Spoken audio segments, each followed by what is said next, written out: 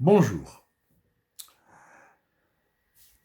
Au Conseil des ministres qui s'est réuni hier, il a été décidé d'ouvrir des banques algériennes à l'étranger. Louable initiative. C'est quelque chose de merveilleux. Très très bonne décision. Seulement si et seulement si l'Algérie avait une économie qui lui permet de rivaliser et d'être au même diapason que celle des autres pays. Je m'explique. Ouvrir une banque algérienne à l'étranger, ça sert à quoi? Comme l'a expliqué Abdelmajid Tebboune, selon la presse algérienne, moi je ne l'ai pas entendu, ces banques algériennes à l'étranger vont servir les Algériens pour qu'ils puissent investir dans leur pays, payer ce qu'ils doivent payer en Algérie, transférer leur argent vers l'Algérie, et aussi pour les transactions entre opérateurs économiques algériens et africains, c'est-à-dire on passe par ces banques algériennes installées à l'étranger. J'aurais applaudi des deux mains et tout le monde aurait applaudi si cela pouvait se réaliser. Parce que on aimerait bien aussi que les Algériens puissent avoir des banques algériennes dans les pays où ils se trouvent. C'est le cas des Marocains, par exemple. Il y a des banques marocaines en Belgique, en France, en Hollande, en Espagne.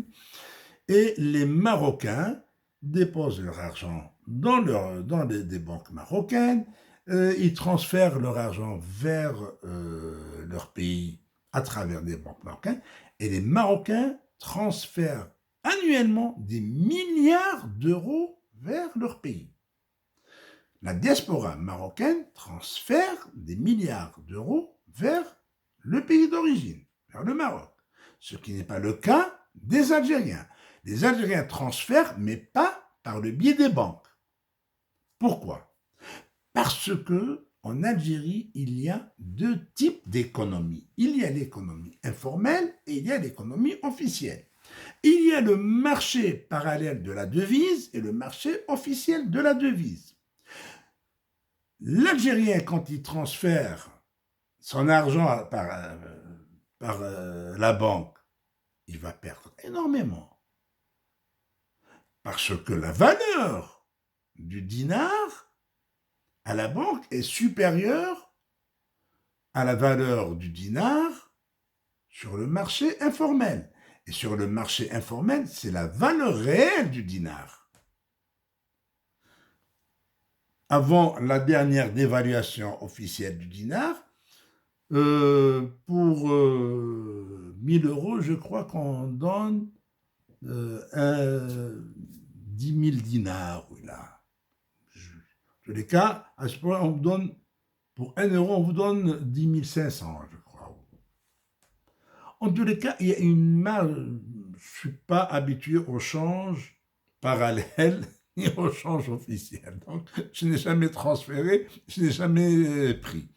Mais en tous les cas, il y a une marge très importante, d'après ce qu'on me dit. C'est-à-dire, au lieu de percevoir 1 million, on vous donne 1,5 million sur le marché parallèle. Donc, vous avez 500 000 de différence. Ces derniers temps, maintenant, ça s'est réduit à 400, 600 000. La différence est à 400, 600 000. Mais toujours est-il que, sur une grosse somme, celui qui fait un transfert par la banque perd énormément. Ce qui n'est pas le cas des Marocains ou des Tunisiens. Même s'il y a un marché parallèle, la marge est légèrement, très légèrement différente. C'est-à-dire que le Marocain ne gagne pas grand-chose quand il va plutôt perdre son temps, il va chercher comment transférer son argent par le truchement d'une autre personne sur le marché parallèle, parce que par la suite, il doit mettre cet argent dans la banque. Donc, il préfère passer par la banque directement. Il ne perd pas grand-chose. Et le marché informel n'existe pas. Au Maroc ou en Tunisie, vous avez des bureaux de change. Il y a des bureaux de change. Il y a pas de... En Algérie, il n'y a pas de bureau de change. On a des gens adossés au mur à Port Saïd et dans d'autres villes du pays et qui assurent le change. Voilà. En exposant le citoyen à de grands risques. Donc, l'histoire de ces banques algériennes à l'étranger, elle ne tient pas debout. Parce que on ne gagne pas déjà dans le change. Un. Deuxièmement, il y a une question de confiance. Est-ce que l'Algérien a confiance dans les institutions financières algériennes? Non. Non. Il a eu déjà la meilleure expérience de la banque Khalifa. Le jour où la banque Khalifa avait fermé la porte, les gens ont perdu toutes leurs économies. Les gens ont tout perdu. En plus de cela, est-ce que les banques algériennes ont des moyens de paiement, offrent des moyens de paiement comme le font les banques étrangères?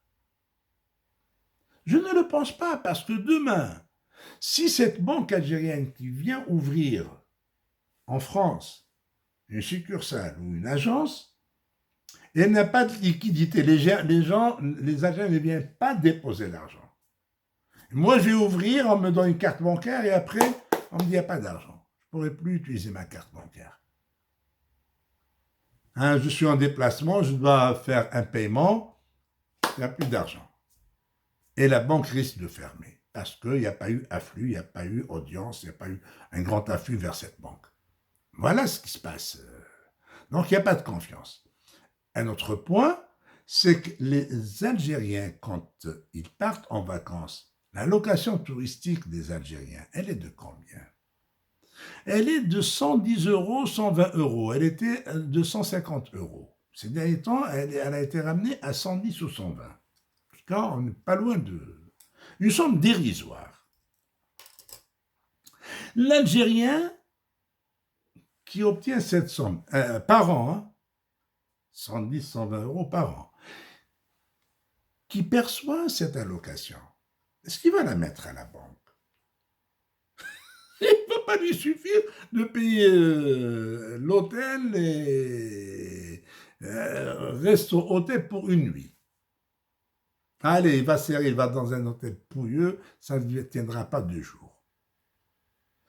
Or, le Marocain ou le Tunisien, ces deux citoyens maghrébins, dont le pays n'a pas de pétrole, ont droit à 4 000 euros par an. Donc, il peut prendre ces 4 000 euros, il va les mettre sur un compte bancaire d'une banque marocaine en France, et chaque fois qu'il se déplace, il tire ce dont il a besoin. Mais il a ses 4 000 euros. Et chaque fois, il prend ce qu'il veut. Et donc, voilà, on va mettre cet argent dans une banque marocaine ou une banque tunisienne en Europe, à l'étranger. Ce qui ne peut pas être le cas des Algériens. Parce que moi, je me demande, est-ce que Tebboune est au courant de cette réalité? Et est-ce que les ministres qui l'ont soutenu dans cette décision connaissent cette réalité?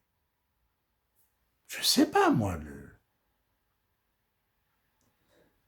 Donc, il y a un problème en plus contre l'Algérien qui est à l'étranger, qui a la possibilité d'ouvrir un compte bancaire par Internet.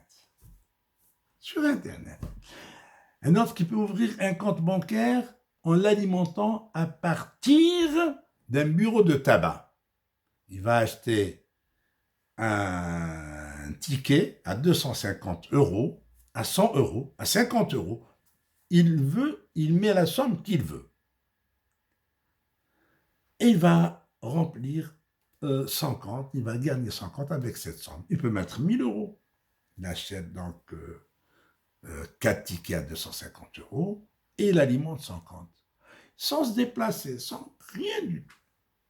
Il n'a pas besoin de se déplacer. Et puis quand il va dans une banque où il y a une présence physique, il est accueilli royalement, avec beaucoup d'égards, avec respect. On lui déroule le tapis rouge, même s'il a 2 sous dans son compte. Ce qui n'est pas le cas des banques algériennes. On voit comment que ça se passe en Algérie. On voit les gens se lever à 4 heures du matin pour aller retirer leur argent et on ne leur donne pas la totalité de leur argent. Parce qu'il n'y a pas d'argent, on leur dit, il n'y a pas de liquidité. Avec cette histoire de liquidité, alors, comment voulez-vous ouvrir des banques à l'étranger qui vont vous coûter les yeux de la tête? Ça va coûter cher. La location des locaux, l'entretien, les salaires des fonctionnaires qui vont y être affectés. Et il n'y aura pas d'argent. Les gens ne vont pas mettre de l'argent dans ces banques. Parce que, pour les raisons que je viens d'expliquer, celui qui prétend être mortellement patriote, il dit non, non, moi je vais mettre. Bon, on aimerait bien le voir mettre son argent. On aimerait bien le voir mettre son argent. Non. Non. Pourtant, c'est le rêve de tout Algérien d'avoir une banque algérienne en France, en Belgique, en Espagne, en Allemagne. Hein, là où il y a une forte communauté algérienne, c'est beau d'aller dans une banque algérienne, déposer son argent. Et quand on rentre dans son pays, eh bien, on peut disposer de cet argent à notre guise avec une carte bancaire et on vit à l'aise avec une banque algérienne. Déjà, beaucoup d'Algériens qui sont à l'étranger ne peuvent même pas rentrer dans leur pays. Ils ne peuvent même pas rentrer dans leur pays parce qu'il n'y a pas de liberté, parce que les gens ont peur de rentrer, parce qu'ils ont participé à des manifestations du Hirak. Ne parlons pas de ceux qui s'affichent. Ne parlons pas de ceux qui s'affichent. Voilà. Le jour où l'Algérie retrouvera la liberté d'expression, où les libertés individuelles seront rétablies et où on aura une économie forte, une économie réelle, à ce moment-là, on va parler de banques algériennes à l'étranger. Au revoir et merci.